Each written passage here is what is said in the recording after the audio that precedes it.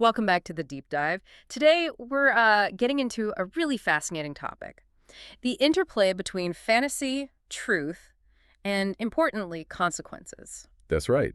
And we're drawing from excerpts of Facing Truth, The Consequences of Fantasy, written by a member of Knowledge is King. Our aim here is pretty straightforward. We want to unpack why this source argues it's so vital to face reality, even when, fantasy feels much easier. Well, the first thing that jumps out from this material is how central consequences are. They're not just like random events. Right. The Force presents them as the direct, tangible results of how we navigate between what's real and what's just in our heads. Every choice matters, it seems. And there's that really strong line: the price of living in fantasy is paid in the currency of harsh consequences.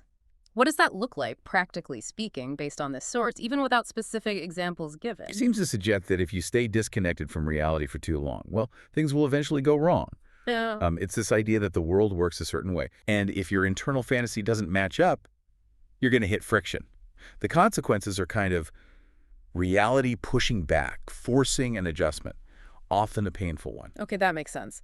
And the source also mentions truth unveils itself through the consequences of our actions, stripping away illusions. So consequences aren't just punishments, they actually show us something. Exactly. The source frames them as like a powerful feedback mechanism. Our actions have outcomes, right? Yeah. And those outcomes, the consequences, they reflect the underlying reality.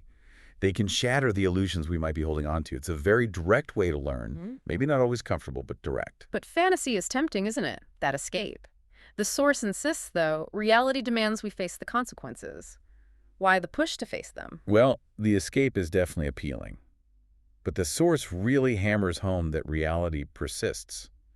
We can hide out in fantasy for a bit. Temporarily. Right, temporarily. Yeah. But the real-world consequences don't vanish. They just sort of pile up and often hit harder later than if we just face things up front. The source uses this metaphor. In the dance between truth and fantasy, consequences are the music that plays. Given the harsh consequences bit, what kind of music are we talking about? Probably not a waltz. Hey, probably not. The implication is definitely that if the dance leans too heavily on fantasy, the music gets jarring, discordant. Okay. It signals a disharmony between illusion and what's actually real, and a sign something's off, and maybe painfully so. And it warns, choosing fantasy over truth leads to a collision with inevitable consequences. That sounds pretty final. It does. It really doubles down on that core idea. If you deliberately ignore reality for fantasy, you're basically setting yourself up for a crash. It's not if, but when. There's another image here. Consequences are the shadows cast by the light of reality on the realm of fantasy. What's that telling us? I think it suggests fantasy, however nice it seems, just doesn't have real substance. Like when the light of truth shines, it shows up the empty spaces in the fantasy. The consequences are those dark patches where the illusion just fails, revealing its limits. The source also talks about embracing consequences as part of living with truth. That feels like a big ask, maybe, instead of just escaping. It is a shift, yeah. It's pushing for actually engaging with reality, warts and all, accepting that consequences are just part of the deal, part of learning. Right. Instead of running from discomfort via fantasy, sort of lean in, understand the outcomes of your choices. And then fantasy crumbles in the face of consequences, revealing the starkness of truth. That's quite a visual, reality breaking through. It really highlights how fragile fantasy can be when actual outcomes hit. Yeah. The illusions we build, no matter how detailed, they often just shatter under real pressure, leaving you with the stark truth. And he keeps coming back to this. Consequences are the reminders that reality always trumps illusion and fantasy. Reality gets the last word. Yes, that's a constant refrain. Fantasy might feel good, it might be comforting, but reality ultimately holds sway. Consequences are those, sometimes unwelcome, taps on the shoulder reminding us of that. There's a warning, too. Denying truth leads to a reckoning with consequences that cannot be avoided. So putting it off just makes it worse, potentially. That seems to be the idea. Like ignoring a leak doesn't stop the flood. Denying truth just delays facing the consequences, and maybe they become bigger the longer you wait.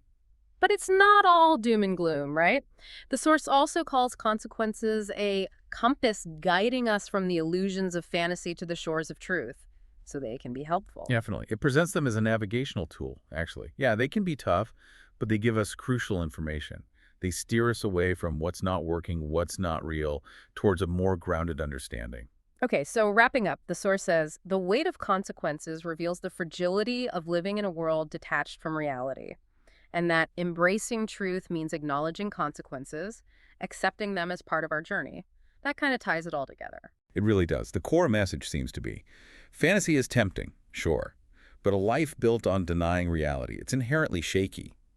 Real growth, real understanding comes from accepting the whole picture, including the consequences. So, the big takeaway from this reading of Facing Truth is really this insistence that, yeah, fantasy has its pull, but truly getting through life effectively means understanding and facing the real world consequences of our choices. Exactly. It's about seeing consequences, however difficult, as just part of the process, part of learning, growing, and being authentic. That's certainly something to think about. And for you listening, maybe consider, is there an area in your life where fantasy feels more appealing than reality? How might thinking about the potential consequences maybe clarify the path forward? Thanks for joining us on The Deep Dive.